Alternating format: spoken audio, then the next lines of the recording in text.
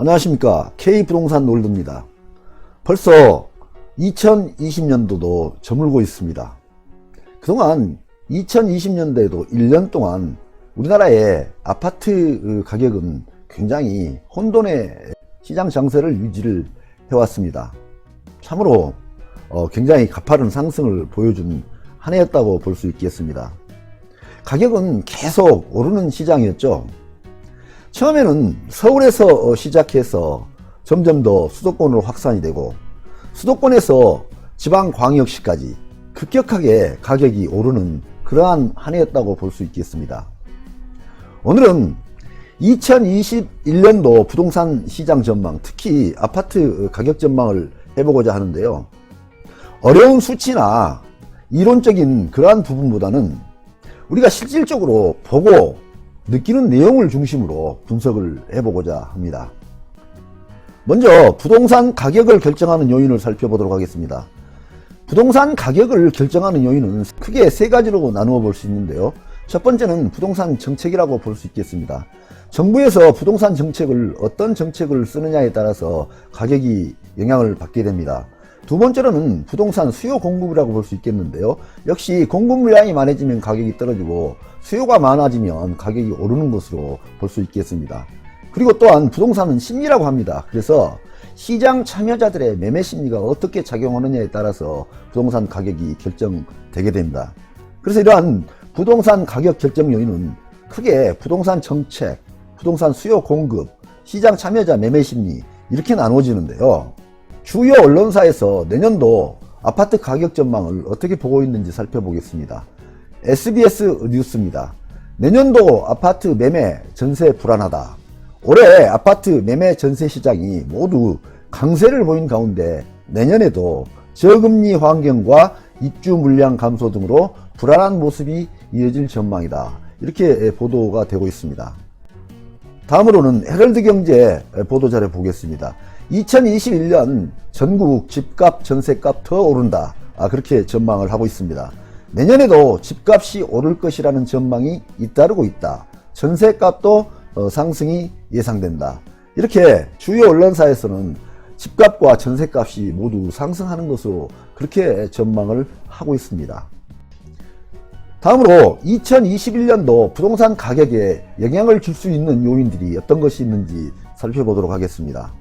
첫 번째로는 치솟는 전세값, 두 번째 넘치는 유동성 자금, 세 번째 지속적인 저금리 기조, 네 번째로는 부족한 아파트 공급 물량, 이렇게 네 가지가 가장 큰 영향을 미칠 것으로 보여지는데요.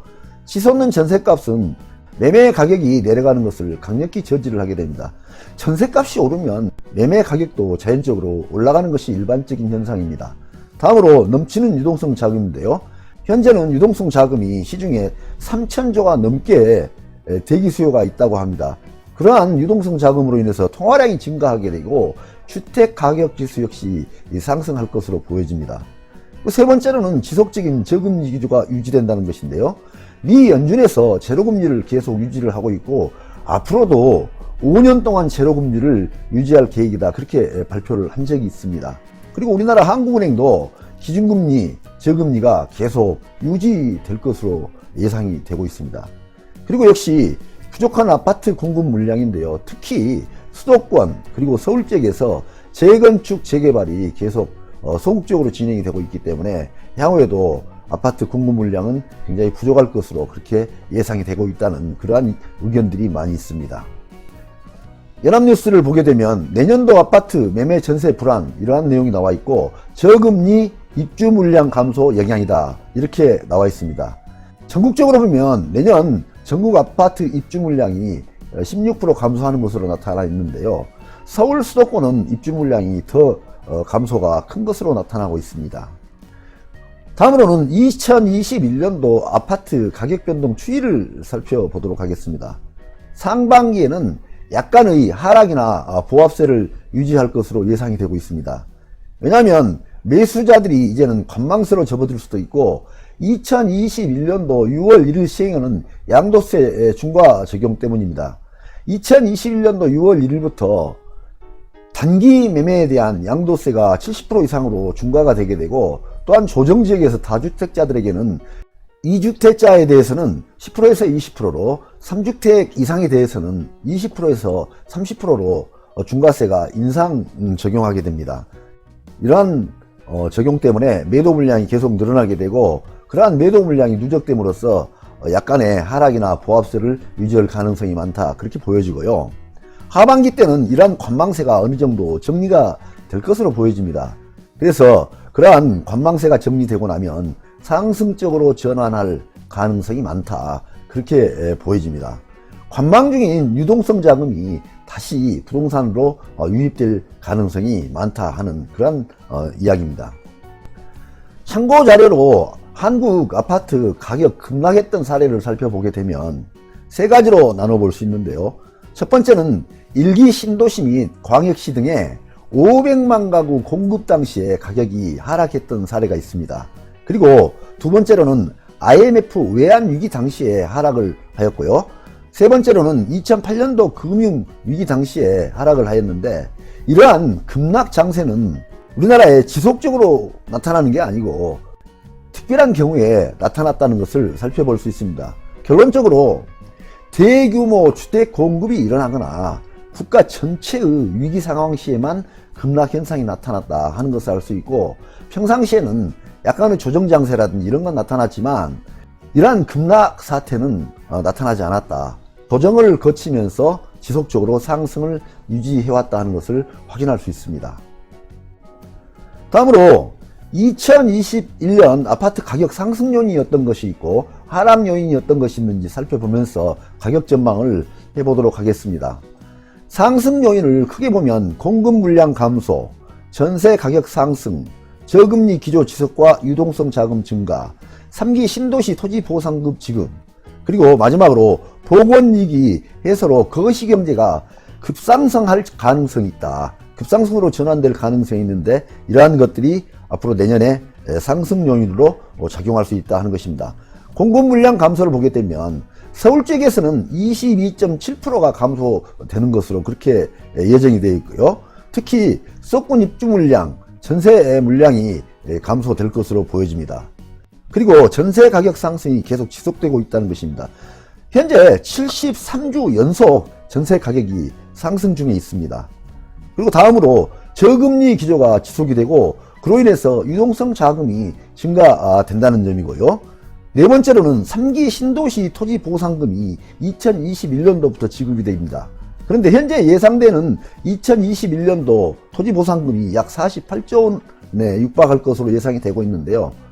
이 48조 원 중에 절반 이상, 그러니까 24조 원 이상은 다시 부동산으로 유입이 되지 않겠는가, 그렇게 예상을 해볼 수가 있습니다.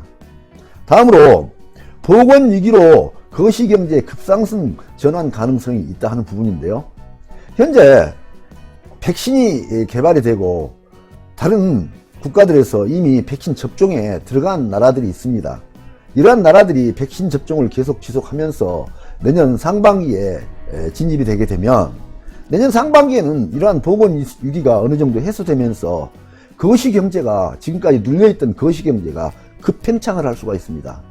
그렇게 되면 우리나라의 내수 경기도 호랑이 일어날 것이고, 글로벌 경기도 역시 급상승을 할 가능성이 있습니다. 그리고 아파트 매수 대기자들이 수입이 증가하면서 이러한 아파트 매수 대기자들이 시장 진입을 할 가능성이 어느 정도 있다 하는 것입니다.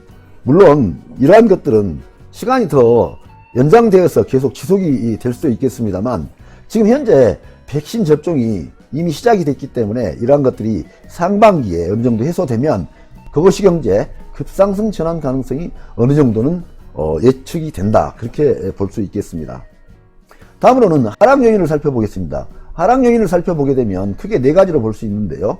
2021년 6월 1일 이후에 부동산 시장이 어느 정도 변화가 있다 하는 부분, 그리고 거래량이 상반기에는 감소할 것이다 하는 부분, 세 번째로는 부동산 추가 규제가 시행될 수 있다 하는 부분입니다. 그리고 네 번째로는 아파트 주택 공급 정책이 확대 발표될 수 있다 하는 점인데요. 이 부분에 대해서 항목별로 살펴보도록 하겠습니다.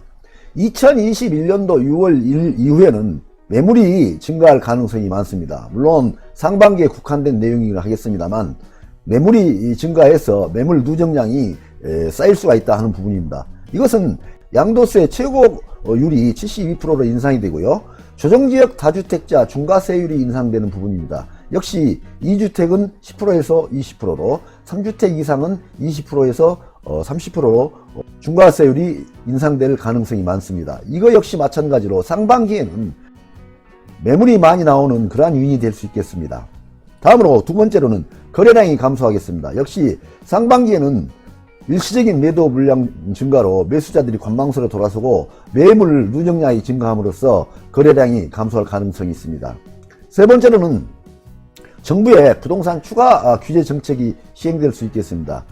다주택자나 고가 1주택자에 대한 거래 규제가 있을 수 있겠고요. 다음으로 추가로 세금 강화도 나올 수 있다 하는 부분입니다.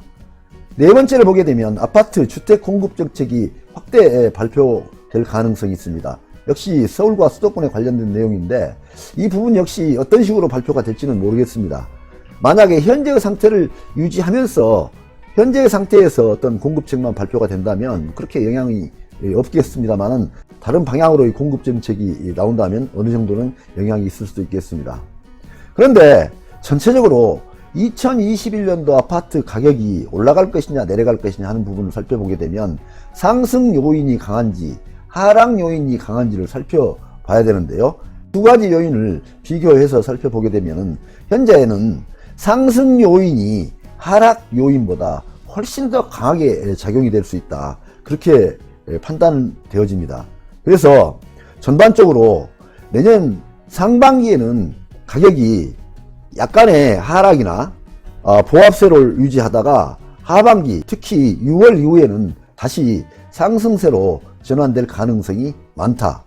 특히 보건위기로 그것이 경제에 급상승 전환이 된다면 굉장히 상승 속도가 빨라질 가능성도 있다는 것을 예측해 볼 수 있겠습니다. 오늘은 2021년도 아파트 가격 전망에 대해서 살펴보았습니다. 많은 도움이 되시길 바랍니다. 감사합니다.